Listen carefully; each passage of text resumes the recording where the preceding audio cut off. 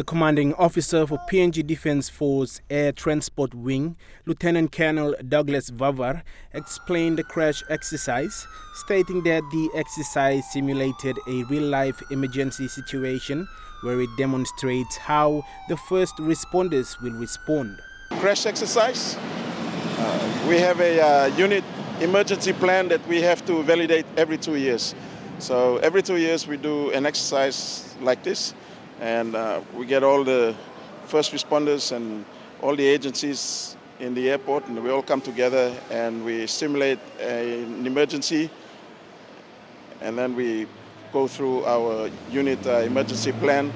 And if there's anything that we need to fix, then we work on it. Lieutenant Colonel Vavar described the exercise as a vital part of the air transport wing. He said all the stakeholders have to be prepared at all times in case of unexpected emergencies.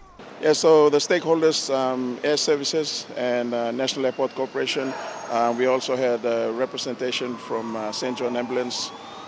Next year, in 2 years' time, then we'll open it up for other agencies also to be involved. Through the Defence Cooperation Programme, Australian Defence Force has been observing and supporting PNGDF through such programs. ADF Wing Commander Timothy Shaw, as an observer today, said practicing emergency procedures is important. Yeah, so obviously aviation is one of these industries that if something goes wrong, we can have pretty bad impacts. So it's very important that we practice our emergency procedures all the way from first aid through to engineering to fire response. So that's the important part of it. So by practicing it, not only do we upskill our people, but we can identify areas that we need to improve on.